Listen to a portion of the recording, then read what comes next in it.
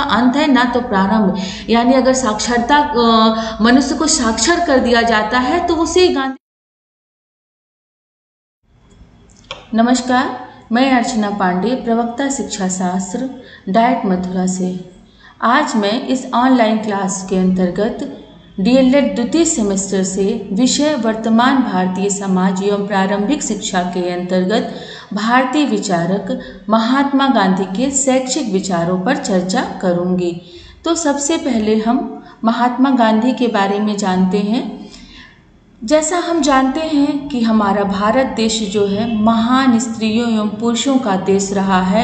यहाँ पर उन लोगों ने देश के लिए बहुत आदर्श कार्य किए हैं, जिसके लिए हम भारतवासी उन्हें हमेशा याद रखेंगे। और कई महापुरुषों ने भारत को आज़ाद कराने में अपना तन मन धन सब अर्पण करते हुए भारत को आज़ादी दिलाई। इसी महापुरुषों की श्रृंखला में हमारे महात्मा गांधी भी आते हैं, जिन्हें हम राष्ट्रपिता के नाम से जानते हैं। महात्मा गांधी युग पुरुष थे, जिनके प्रति पूरा विश्व आदर की भावना रखता है।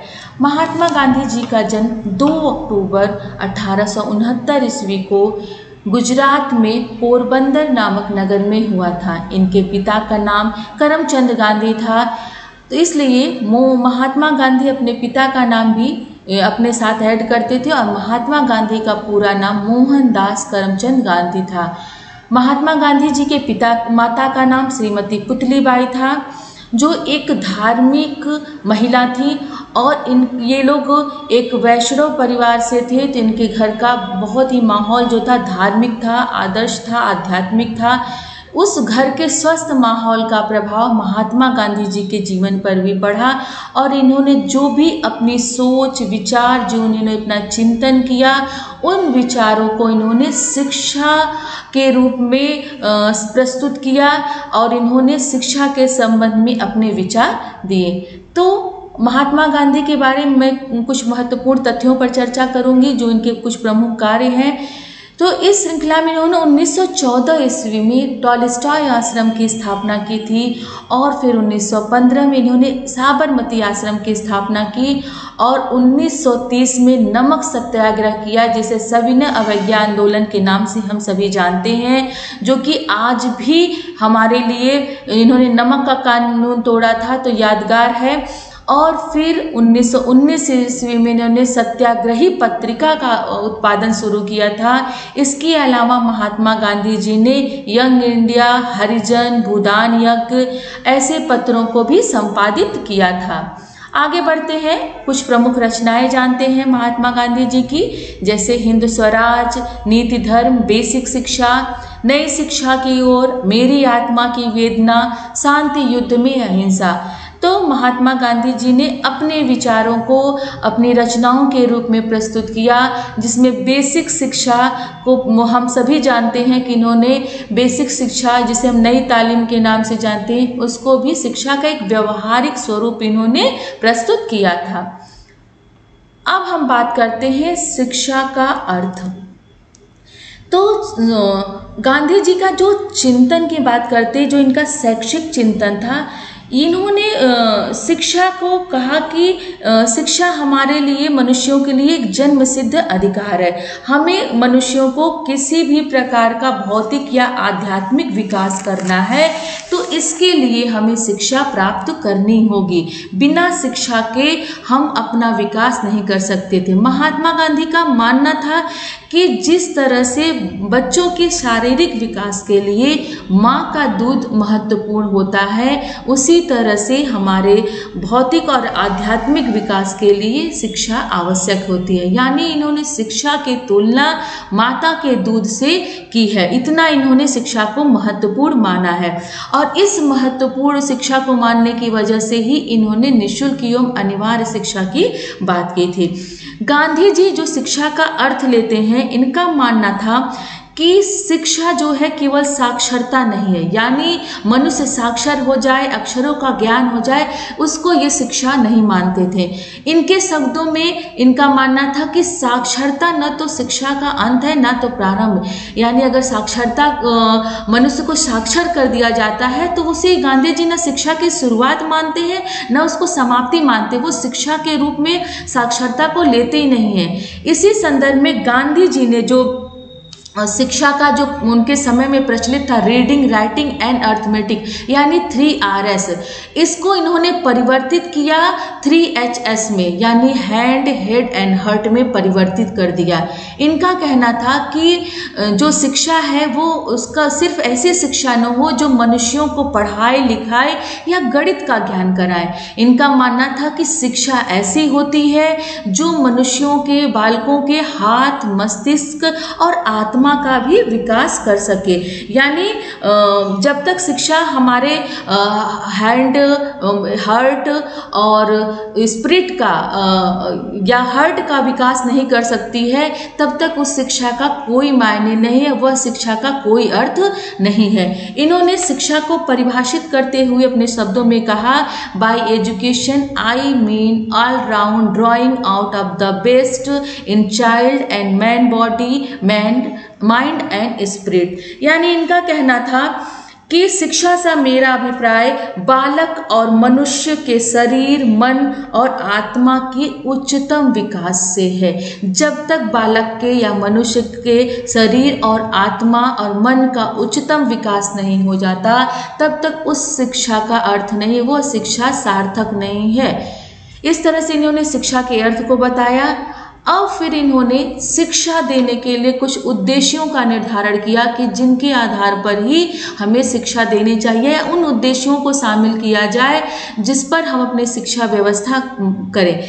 तो गांधी जी थे, इनका जो मुख्य उद्देश्य था शिक्षा का, इनका मानना था कि शिक्षा का मुख्य उद्देश्य होना चाहिए आत्म मुक्ति या आत्मानुभूति। लेकिन इनका मानना था कि जो आत्म मुक्ति का इन्होंने बहुत व्यापक अर्थ में लिया जाएगा।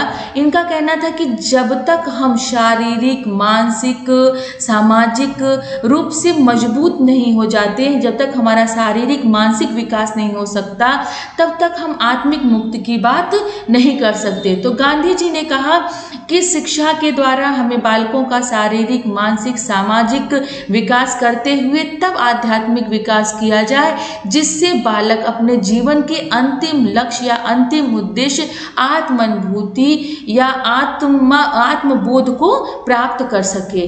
दूसरा, इन्होंने शिक्षा को सिर्फ मुक्ति का साधन नहीं माना, इन्होंने कहा शिक्षा ऐसी भी होनी चाहिए जो हमें आत्मनिर्भर बनाए। तो इन्होंने शिक्षा का मुख्य परिणाम आत्मनिर्भरता को माना और आत्मनिर्भरता को ध्यान में रखते हुए गांधी जी ने व्यावसायिक शिक्षा को महत्व दिया और इनका कहना था कि शिक्षा को बेरोजगारी के विरुद्ध एक प्रकार का बीमा होना चाहिए। देखिए, जैसा हम लोग अपने जीवन के सुरक्षा के लिए जीवन बीमा, हेल्थ इंश्योरेंस यानी स्वास्थ्य बीमा कराते हैं कि अगर हमें कोई बीमारी हो जाए तो हमें उससे रक्षा के लिए, उसके इलाज के लिए हमें पैसा मिल सके। इसके अलावा जीवन बीमा जो हम कराते हैं कि हम रहें या ना रहें, लेकिन हमारे न रहने पर हमारे परिवार को सहारा मिल सके।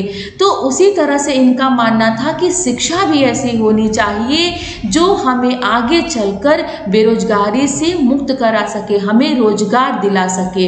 इसी क्रम में इन्होंने व्यावसायिक शिक्षा के महत्व की बात की। उद्देश्यों के निर्धारण में इन्होंने कुछ जो प्रमुख उद्देश्य रखे थे वो आपके सामने है, जैसे मानसिक एवं बौद्धिक विकास, ये इनका पहला उद्देश्य है। गांधी जी का मानना था कि जिस तरह से हमारा शरीर का विकास होता है उसी के अनुसार हमारे मन और आत्मा का भी विकास होना चाहिए। इनका कहना था जिस तरह से हमारे शारीरिक विकास के लिए दूध की आवश्यकता होती है, माँ के दूध की आवश्यकता होती है, बिना माँ के दूध के हमारा शरीर मजबूत नहीं होता है, हम शारीरिक रूप से बलिष्ठ नहीं होते हैं, उसी तरह से हमें शिक्षा, अपने मन और बौद्धिक विकास के लिए हमें शिक्षा की आवश्यकता होती है। इसलिए इन्होंने मानसिक एवं बौद्धिक विकास के लिए शिक्षा को महत्वपूर्ण माना और कहा कि शिक्षा का एक उद्देश्य ऐसा होना चाहिए जो हमारा मानसिक एवं बौद्धिक विकास कर सके। अगला जो इनका उद्देश्य है वो व्यावसायिक विकास की बात करते हैं। गांधी जी ने अपनी नई तालीम शिक्षा योजना या बेसिक शिक्षा योजना के द्वारा व्यावसायिक शिक्षा की बात कही। इनका कहना था कि शिक्षा प्राप्त करना तब तक सफल नहीं है जब तक वो आगे चल के हमें रोजगार न दिला सके। इनका मानना था कि जब तक हम आत्मनिर्भर न बने तो उस शिक्षा का कोई मतलब नहीं। इसलिए इन्होंने अपनी शिक्षा के उद्देश्यों के निर्धारण में व्यावसायिक विकास के उद्देश्य को रखा और कहा कि शिक्षा के द्वारा बालकों का व्यावसायिक विकास किया जा सके। नेक्स्ट है हमारा उद्देश्य नैतिक एवं चारित्रिक विकास। गांधी जी चरित्र को बहुत महत्व देते थे। कहते थे कि अगर किसी व्यक्ति में चरित्र नहीं है, वो उसके अंदर नैतिकता के गुण नहीं है, तो वो उत्तम मनुष्य नहीं है। तो इन्होंने शिक्षा के द्वारा मनुष्यों के नैतिक विकास पर बल दिया और इसके लिए उन्होंने कहा कि व्यक्तियों में एक उत्तम चरित्र होना चाहिए और उत्तम चरित्र के अंतर्गत इन्होंने कुछ गुणों को रखा, जैसे सत्य, अहिंसा, ब्रह्मचर्य, अपरिग्रह, अस्वाद, निर्भय। इन गुणों को इन्होंने आवश्यक माना कि जिन व्यक्तियों में ये सारे गुण पाए जाते हैं यानी वो नैतिक एवं चारित्रिक रूप से सबल है। तो इन्होंने विद्यालयों को भी चरित्र निर्माण की उद्योगशाला कहा है और कहा इन्होंने कि शिक्षा का एक उद्देश्य मुख्य होना चाहिए ये भी कि वह बच्चों का नैतिक एवं चारित्रिक विकास कर सके। नेक्स्ट हमारा उद्देश्य है वैयक्तिक एवं सामाजिक विकास। गांधी जी सिर्फ मनुष्यों के आध्यात्मिक या व्यवसायिक इन सबों के विकास की बात नहीं करते। इनका मानना था कि बालकों का वैयक्तिक और सामाजिक दोनों प्रकार का विकास होना चाहिए और जब तक बालकों का वैयक्तिक विकास नहीं होगा तब तक वह व्यक्ति न अपने लिए, न समाज के लिए या राष्ट्र के विकास के लिए कार्य नहीं कर पाएगा। तो इन्होंने बच्चों के वैयक्तिक या इंडिविजुअल डेवलपमेंट की बात कही और कहा वैयक्तिक विकास के लिए हमें ये भी जरूरी है कि वैयक्तिक विकास के बाद बच्चों का आत्मिक विकास करना है। तो आत्मिक विकास से पहले हमें सामाजिक विकास की जरूरत है। इसलिए शिक्षा के एक उद्देश्य के द्वारा ऐसा हमें उद्देश्य निर्धारित करें कि बालकों का वैयक्तिक एवं सामाजिक विकास भी हो सके। अगला उद्देश्य इन्होंने रखा आध्यात्मिक विकास। आध्यात्मिक विकास को ये सर्वोच्च स्तर पर रखते हैं। गांधी जी का मानना था कि जब तक मनुष्य का अंतिम उद्देश्य जो मुक्ति है, आत्मानुभूति है या आत्मज्ञान है अथवा आत्मबोध है, जब तक इसकी प्राप्ति ना हो जाए तो जो हमारे सारे उद्देश्य हैं वो निरर्थक हैं। तो इन्होंने कहा कि शिक्षा के द्वारा हमें बालकों में धार्मिक एवं नैतिक शिक्षा देते हुए हमें उनका आध्यात्मिक विकास करना चाहिए और इससे बालकों को सत्य एवं अहिंसा का मूर्त रूप सिखाना चाहिए कि जो बच्चे हों या जो मनुष्य हैं वो सत्य, अहिंसा और सत्याग्रह के मार्ग पर चले। इसके लिए उन्होंने गीता की शिक्षा देने की बात कही क्योंकि गीता से महात्मा गांधी बहुत प्रभावित थे। इन्होंने ज्ञान, कर्म और भक्ति, योग इन सब पर समान बल दिया कि बालकों को इनकी शिक्षा देकर उनका आध्यात्मिक विकास करना चाहिए। लास्ट और अंतिम उद्देश्य है शारीरिक विकास। गांधी जी का मानना है हमारा जब तक शरीर मजबूत नहीं रहेगा तब तक न तो हम अपना मानसिक विकास कर सकते, न बौद्धिक, न व्यावसायिक, न सामाजिक, न वैयक्तिक, न चारित्रिक, न आध्यात्मिक। इसलिए इन्होंने कहा कि शिक्षा का एक उद्देश्य होना चाहिए कि जिससे बालक शारीरिक रूप से मजबूत हो सके, बलिष्ठ हो सके। इनका कहना था कि विद्यालयी जीवन से ही हमें शारीरिक विकास का ध्यान देना चाहिए क्योंकि जब तक स्वस्थ शरीर नहीं रहेगा तब तक हमारे अंदर स्वस्थ मस्तिष्क नहीं रहता है। तो इन्होंने कहा कि बच्चों को विद्यालय में शारीरिक क्रियाओं के द्वारा, शारीरिक क्रियाकलाप के द्वारा शारीरिक विकास करना चाहिए, तब हम अपने अंतिम उद्देश्य आध्यात्मिक विकास को प्राप्त कर सकते हैं। तो इस तरह से इन्होंने गांधी जी ने शिक्षा से संबंधित कुछ अपने प्रमुख उद्देश्यों का निर्धारण किया। अब हम बात करते हैं बात करते हैं कि गांधी जी ने शिक्षा प्रदान करने के लिए किस तरह के शिक्षण विधियों को दिया। तो गांधी जी का जो मानना था कि जो हम मनुष्य हैं, हमारा विकास जो होता है वो हमारे शरीर, मन और आत्मा इस पर निर्भर होता है। इसलिए इन्होंने शिक्षण की प्रक्रिया में शरीर, मन और आत्मा तीनों की क्रियाओं को स्थान दिया और इसके अंतर्गत इन्होंने कुछ प्रमुख विधियों का प्रतिपादन किया, जैसे अनुकरण विधि, क्रिया विधि, मौखिक विधि, सहसंबंध विधि एवं श्रवण, मनन, निधिध्यासन विधि। तो सबसे पहले हम बात करते हैं अनुकरण विधि की। गांधी जी का मानना था कि जो अनुकरण होता है ये बच्चों के अंदर स्वाभाविक प्रकृति होती है, यानी नेचुरल टेंडेंसी होती है। बच्चा बचपन से ही अनुकरण के द्वारा सीखता, अनुकरण वह स्वभावता करता है। इसलिए इनका मानना था कि जब हम उनके सामने अच्छे गुण, अच्छे आचरण, अच्छे क्रियाकलाप करेंगे तो बच्चा अपनी स्वाभाविक प्रवृत्ति के अनुसार अनुकरण करना सीखेगा और उसके द्वारा वह सद आचरण सीखेगा। तो इनका मानना था कि जब शैशव काल में ही हमें सद आचरण की नींव रखनी चाहिए। इसके लिए जो भी परिवार के सदस्य हों, माता पिता हों या विद्यालय में शिक्षक हों, उनको बालकों के सामने सद आचरण और अच्छे कार्य करने चाहिए, जिससे बालक अनुकरण के द्वारा सीख सके। दूसरा इन्होंने जो शिक्षण विधि बताया, क्रिया विधि। गांधी जी का मानना था कि जो बालक होते हैं वो क्रिया करने के लिए उत्सुक होते हैं, क्रियाशील होते हैं। तो इन्होंने क्रिया को भी एक स्वाभाविक प्रवृत्ति के अनुसार कहा कि बच्चों का होता है और वे सदैव उन्होंने कहा कि बालक कुछ न कुछ करते रहते हैं। इसलिए बालकों को जो भी कुछ सिखाया जाए वो क्रिया के द्वारा सिखाया जाए। इसलिए उन्होंने कहा कि हमें जो भी विषय सिखाएं, वो जो या कला कौशल सिखाएं, उसमें क्रिया प्रधान होना चाहिए। गांधी जी ने यह भी कहा कि जो ज्ञान हम क्रिया के द्वारा करते हैं या बच्चों को स्वयं अनुभव के द्वारा, स्वयं क्रिया के द्वारा सिखाते हैं, वह ज्ञान बच्चा सरलता से सीख लेता है एवं वह स्थायी भी रहता है।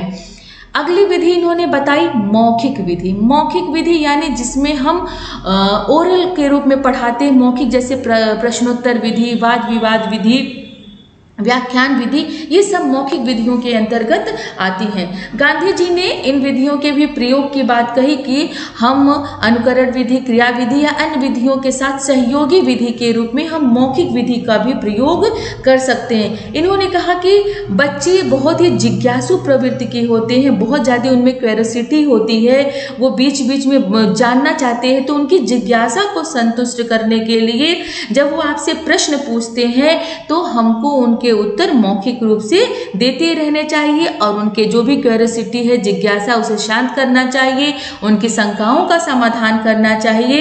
परंतु उन्होंने कहा कि मौखिक विधि अपनाते समय एक बात का ध्यान रखना चाहिए कि हमें बच्चों को शारीरिक एवं मानसिक दोनों दृष्टियों से सदैव क्रियाशील रखना चाहिए। उन्हें निष्क्रिय श्रोता नहीं बनाना चाहिए। जैसे देखिए, अगर चाइल्ड सेंटर्ड एजुकेशन न हो, जब व्याख्यान विधि दिया जाता है तो बच्चा अगर सिर्फ मूक श्रोता होकर सुनता है तो वो कक्षा जो कि नीरस हो जाती है।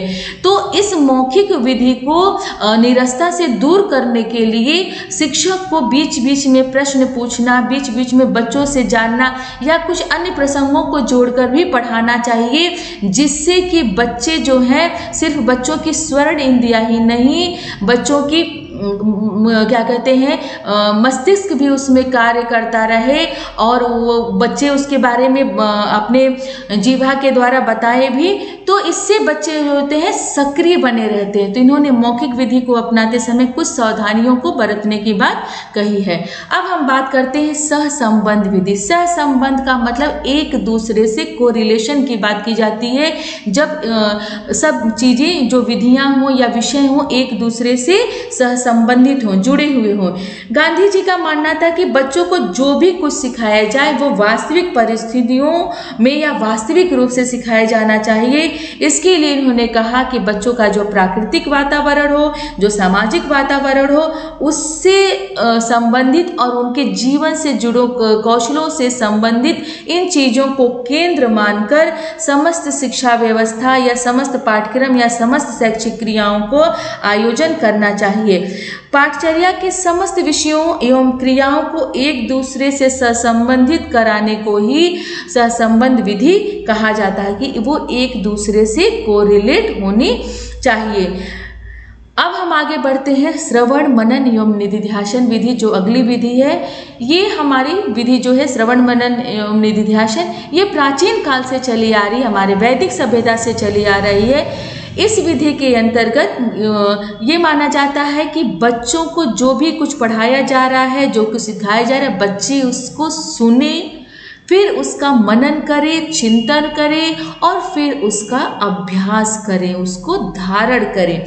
तो इन्होंने कहा कि इस विधि के लिए जब बच्चा में चिंतन करने की क्षमता हो जाए, यानी बच्चा बड़ा हो जाए, तब हमें इस विधि को अपनाना चाहिए और धर्म साहित्य ग्रंथों की शिक्षा हमें श्रवण मनन निधिध्यासन विधि से देनी चाहिए। अब हम बात करते हैं पाठ्यक्रम की। पाठ्यक्रम जो कि हमारे शैक्षिक उद्देश्यों को पूरा करने का साधन होता है, माध्यम होता है, क्योंकि जिन हम शैक्षिक उद्देश्यों का निर्धारण करते हैं उन उद्देश्यों को पूरा करने के लिए हमें पाठ्य विषयों की ज़रूरत पड़ती है। तो उन पाठ्य विषयों को लागू करने के लिए इन्होंने जो विचार दिए वो है कि इन्होंने कहा कि गांधी जी जो थे मतलब उस समय की जो देश की आवश्यकता थी, वर्तमान आधारभूत आवश्यकता थी, उसके प्रति ये सजग थे। इनका मानना था कि हमें लोगों को शिक्षा देने के लिए जो समय का समाज था वर्ग विहीन करना है, यानी समाज में जो अलग अलग तरह के वर्ग बने हुए उच्च नीच को, इसको मिटाना है। इसके लिए इन्होंने क्रिया प्रधान पाठचर्या के निर्माण की बात कही, यानी ऐसा पाठ्यक्रम हो जिसमें क्रिया को प्रधानता दी जाए। और इसी के लिए गांधी जी ने अपनी बेसिक शिक्षा की योजना प्रस्तुत की, और जो कक्षा 1 से 8 के लिए था, इन्होंने इस पाठचर्या के अंतर्गत अपनी पाठचर्या में हस्त कौशल एवं उद्योग को प्रमुख स्थान दिया। और इसके अलावा इन्होंने मातृभाषा, व्यवहारिक, गणित, सामाजिक विषय, सामान्य विज्ञान, चित्रकला, स्वास्थ्य विज्ञान, खेल कूद का ज्ञान, आचरण की शिक्षा, इन सभी को इन्होंने शामिल किया। इनका मानना था कि हम बच्चों को क्रिया प्रधान कौशलों की शिक्षा, हस्त कौशलों की शिक्षा, उद्योगों की शिक्षा के अलावा अन्य विषयों की शिक्षा देते हुए इस तरह से एक दूसरे से संबंधित करते हुए, एकीकृत करते हुए हमें पाठ्यक्रम बनाना चाहिए और हमें इन विषयों की शिक्षा देनी चाहिए। अब हम बात करते हैं कि गांधी जी ने शिक्षक को किस रूप में लिया है।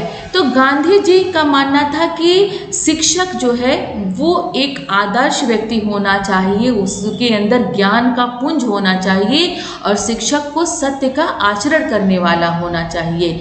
इनका मानना था कि इसके अलावा शिक्षक को अपने विषय में प्रवीणता यानी मास्टरी होनी चाहिए और उसके अंदर सद्गुण होने चाहिए। इसके लिए उसको सहिष्णु होना चाहिए, उदार होना चाहिए, धैर्यवान होना चाहिए, जिससे वह छात्रों का मार्गदर्शक बन सके। क्योंकि अगर शिक्षक खुद आदर्श नहीं रहेगा, सहिष्णु नहीं रहेगा, उसके अंदर उदारता नहीं रहेगी, धैर्यवान नहीं रहेगा और ज्ञान नहीं रहेगा, तो अपने शिक्षार्थी को किस तरह से ज्ञान दे पाएगा या अपने शिक्षार्थी का किस तरह से आत्मिक विकास कर पाएगा।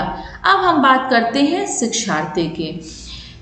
गांधी जी जो शिक्षार्थियों को शिक्षा का केंद्र बिंदु मानते थे, यानी ये चाइल्ड सेंटर्ड एजुकेशन को महत्व देते थे। इनका मानना था कि शिक्षार्थियों को अनुशासित रहना चाहिए और उसे ब्रह्मचर्य व्रत का पालन करना चाहिए।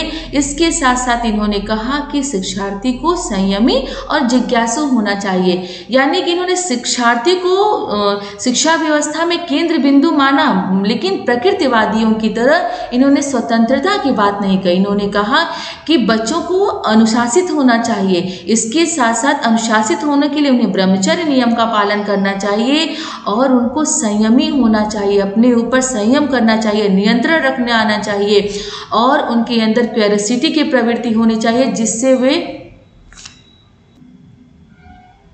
अब हम बात करते हैं अनुशासन की।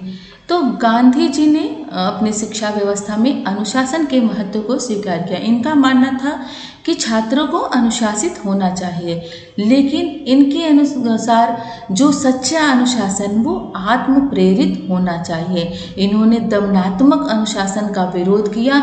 इनका मानना था कि हम प्रभावात्मक अनुशासन के द्वारा बच्चों को अनुशासित कर सकते हैं। इनका मानना था कि हमें बच्चों को शुद्ध, प्राकृतिक और सामाजिक वातावरण में रहना चाहिए। जब बालक प्राकृतिक और सामाजिक वातावरण में, लेकिन वो शुद्ध हो, अशुद्ध वातावरण ना हो जहाँ पे गलत चीज़ें, गलत व्यवहार, गलत क्रियाकलाप, ऐसे वातावरण में नहीं, प्योर इन्वायरमेंट में जब वो सोशल और नेचुरल में रहेगा, तो बच्चे ऐसे इन्वायरमेंट से, ऐसे वातावरण से, ऐसे पर्यावरण से बच्चा उच्च आदर्शों को और उच्च आचरण के गुणों को ग्रहण करेगा। लेकिन इनका मानना था कि अगर फिर भी ऐसे वातावरण के बाद भी बालक गलत रास्ते पे चलता है तो शिक्षक बच्चों को सही रास्ते पे ला सकता है, और सही रास्ते पर लाने के लिए शिक्षक को आत्मबल का प्रयोग करना पड़े। आत्मबल का मतलब उसको खुद आदर्शवादी होना पड़ेगा, खुद सदाचरण करने वाला होना पड़ेगा। उसे शिक्षक जब तक खुद ब्रह्मचर्य जीवन का पालन नहीं करेगा तब तक उसमें आत्मबल नहीं आएगा। इसलिए अपना आत्मबल जागृत करने के लिए शिक्षक को ब्रह्मचर्य जीवन का पालन करना चाहिए, और अपने आत्मबल के बल पर वह जो छात्र गलत रास्ते पे जा रहा है उसको हमें सही मार्ग पर लाना चाहिए। इस तरह से शिक्षक को एक पथ प्रदर्शक के रूप में भी कार्य करना चाहिए। अब हम बात करते हैं शिक्षा के अन्य पक्ष की, कि गांधी जी ने शिक्षा के अन्य पक्षों पर भी अपना प्रकाश डाला है। सबसे पहले हम बात करते हैं स्त्री शिक्षा की। गांधी जी स्त्री को इस सृष्टि की या ईश्वर की सर्वोत्तम रचना मानते थे। इनका मानना था कि स्त्री और पुरुषों दोनों का कार्य क्षेत्र भिन्न है, फिर भी कुछ हमारी सांस्कृतिक आवश्यकताएं ऐसी हैं जहां पर स्त्री और पुरुषों का कार्य क्षेत्र एक हो जाता है, और स्त्री और पुरुषों को इसलिए समान विकास के अवसर देना चाहिए। इन्होंने कहा कि स्त्री जो है एक माता के रूप में, एक पत्नी के रूप में और एक समाज के निर्माता के रूप में कार्य करती है। तो माता के रूप में और पत्नी के रूप में तो पुरुष से उसका कार्य क्षेत्र अलग हो जाता है, लेकिन जो समाज के निर्माता के रूप में है वो पुरुषों के समान ही उसको भी शिक्षित करना चाहिए, जिससे वो अपने उत्तरदायित्व का निर्वहन कर सके। स्त्रियों को भी अपनी सभ्यता, अपनी संस्कृति का ज्ञान होना चाहिए। इसके अलावा महात्मा गांधी स्त्रियों को नृत्य की शिक्षा से, संगीत की शिक्षा से दूर रखना चाहते थे, क्योंकि इनका अपना मानना था कि नृत्य और संगीत की शिक्षा से स्त्रियों में वासना की प्रवृत्ति जगती है या बढ़ावा देती है। ये स्त्रियों और पुरुषों में सिर्फ इतना ही अंतर करते थे कि स्त्रियों को गृह कार्य की अतिरिक्त भी शिक्षा देना चाहिए, जिससे स्त्री भी समाज में अपना बराबर का स्थान देकर वह अपना सामाजिक दायित्वों का निर्वहन कर सके। अब हम दूसरा शिक्षा का अन्य पक्ष है जन शिक्षा। गांधी जी के समय में जो हमारे भारत की शिक्षा व्यवस्था थी बहुत दयनीय थी। उस समय 13% सिर्फ साक्षरता की दर थी, और ये सब जो था वो विद्यालयी शिक्षा का अभाव था, यानी शिक्षा देने के लिए विद्यालय या औपचारिक शिक्षा की अच्छी व्यवस्था नहीं थी। तो गांधी जी ने का मानना था कि जो अशिक्षा होती है एक अभिशाप है, ये हमें हमारे विकास का बाधक बनती, इसलिए उन्होंने सभी को शिक्षित करने के लिए जन शिक्षा की बात कही। लेकिन जो जन शिक्षा का स्वरूप था इनका दो तरह से था। बालकों को शिक्षित करने के लिए इन्होंने अनिवार्य एवं निःशुल्क शिक्षा की बात की, जिसमें 6 से 14 वर्ष के बालकों की शिक्षा की बात कही जाती है। जो देखिए वर्तमान समय में 2009 में एक अधिनियम के रूप में राइट टू एजुकेशन, शिक्षा का अधिकार के अधिनियम के रूप में भी लागू हुआ। फिर 2019 में उसमें संशोधन भी किया गया राइट टू एजुकेशन में, जिसमें बच्चों को योग्यता के आधार पर उन्नति और क्या कहते हैं उनको पास होने पे जो रोक था उस पर रोक लगाई गई कि सिर्फ हम क्लास 5th और 8th में बच्चों को अगर वो पास नहीं होते हैं तो उनको हम फेल कर सकते हैं। तो इस पर इस तरह से जो उनकी अनिवार्य एवं निःशुल्क शिक्षा व्यवस्था है वो आज भी विद्यमान है और अनिवार्य एवं निःशुल्क शिक्षा के द्वारा गांधी जी बच्चों को सभी बच्चों को शिक्षा देना चाहते थे और वो एक सार्वभौमिक शिक्षा की व्यवस्था करना चाहते थे। इसके अलावा इन्होंने जन शिक्षा का जो दूसरा स्वरूप था इनका कहना था कि इसके लिए इन्होंने प्रौढ़ शिक्षा व्यवस्था की बात कही कि इनका मानना था कि जो भी हमारे अशिक्षित प्रौढ़ है तो यह उत्तरदायित्व हमारे समाज का है कि उन्हें भी शिक्षित करें और इसके लिए उन्होंने सामाजिक नेताओं को, सामाजिक संगठनों को, विद्यार्थियों को कहा कि प्रौढ़ शिक्षा हमें उन प्रौढ़ों को शिक्षा देनी चाहिए। और इन्होंने प्रौढ़ शिक्षा में जो पाठचर्या की सिर्फ साक्षरता की बात नहीं की, इसके साथ साथ उन्होंने स्वास्थ्य, सफाई, बौद्धिक विकास, नैतिक विकास, उद्योग, व्यवसाय, समाज कल्याण इन सभी विषयों को पाठचर्या में प्रौढ़ों की पाठचर्या में भी शामिल किया। और जो बालकों की निःशुल्क एवं अनिवार्य शिक्षा की बात की थी इसमें इन्होंने हस्त कौशलों पर केंद्रित शिक्षा की बात कही।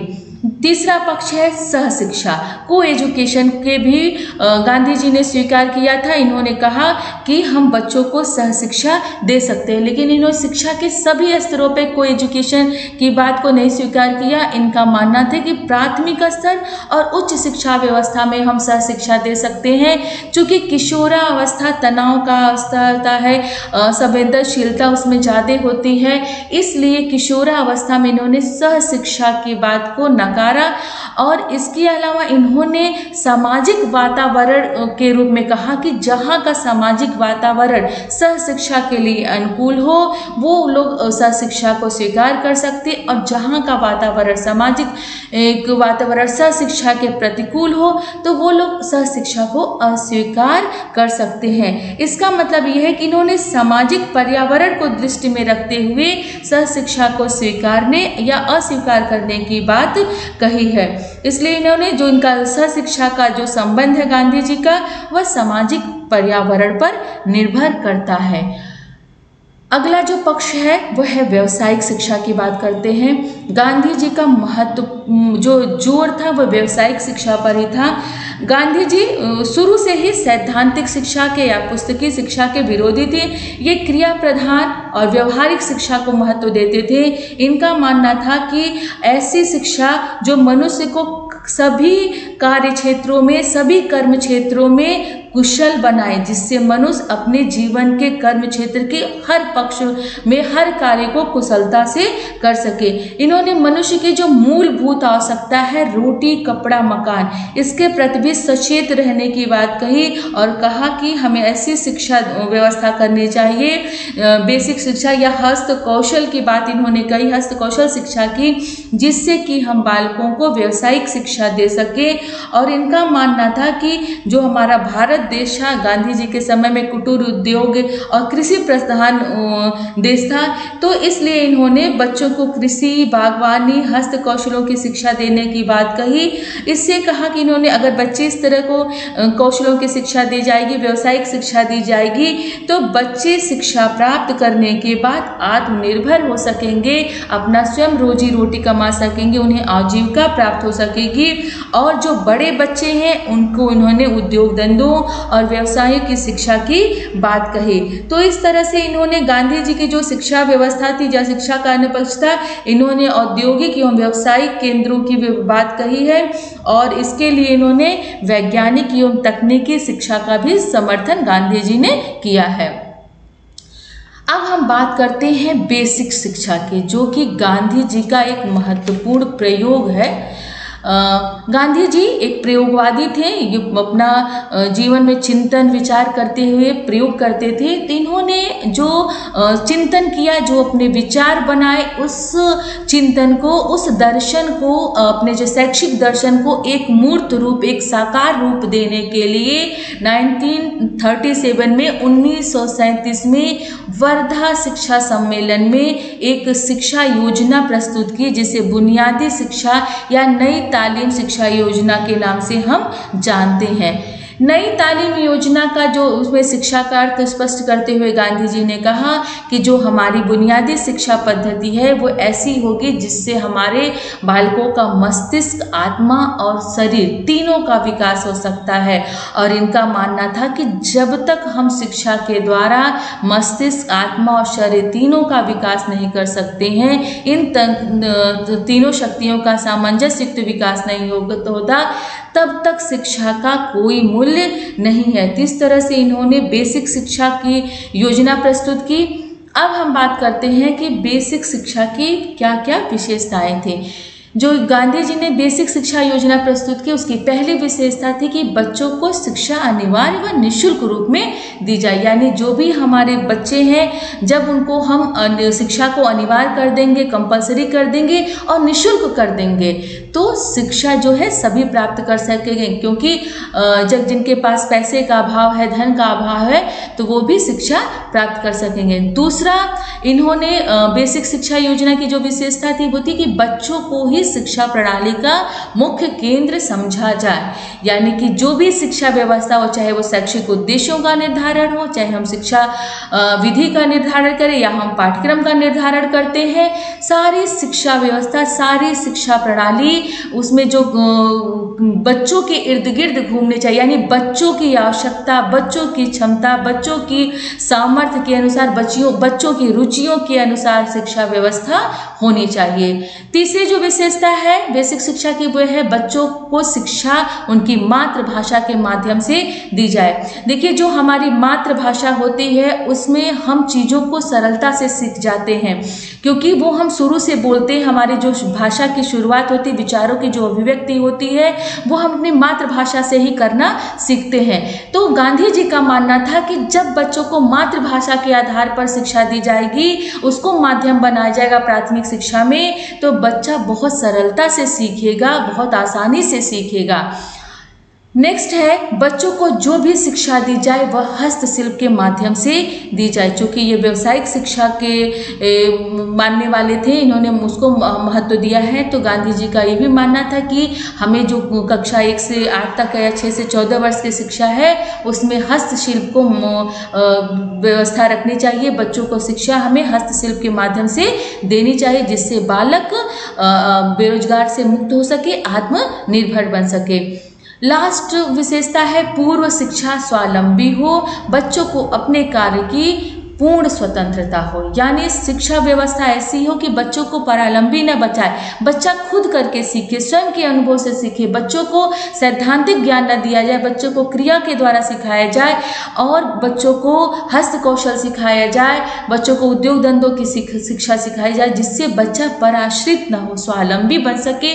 और बच्चों को कार्य करने की पूर्ण स्वतंत्रता होनी चाहिए, उनके ऊपर किसी प्रकार का दबाव, प्रेशर, बंधन नहीं होना चाहिए। तो ये गांधी जी की बेसिक शिक्षा की विशेषताएं हैं। जो अभी हमारी देखिए नई शिक्षा नीति लागू हुई है, उसमें गांधी जी की ये जो बेसिक शिक्षा है उसको एक नए रूप में उसका एक नया ढांचा बना के उसको स्वीकार किया जा रहा है। अभी भी अनिवार्य एवं निःशुल्क शिक्षा व्यवस्था तो तब से चली जा रही है, इसमें बीच बीच में संशोधन होते रहते हैं, लेकिन जो हमारी नई शिक्षा नीति आई है उसमें मातृभाषा को माध्यम से शिक्षा देने की बात कही गई है और कौशलों की, हस्त कौशलों की भी सिखाने की बात कही गई है। कहा गया है कि बच्चों को हमें स्वावलंबी बनाना चाहिए, मार्क्स को बहुत महत्वपूर्ण नहीं देना चाहिए। बच्चों के जो उनके अंदर योग्यता हो, जो उनके अंदर काबिलियत हो, उसको भी महत्व देना चाहिए। सिर्फ एकेडमिक ज्ञान को, सिर्फ विषयी ज्ञान को महत्व न दिया जाए। तो ये हमारे गांधी जी के शैक्षिक विचार थे। खत्म हो गया। धन्यवाद।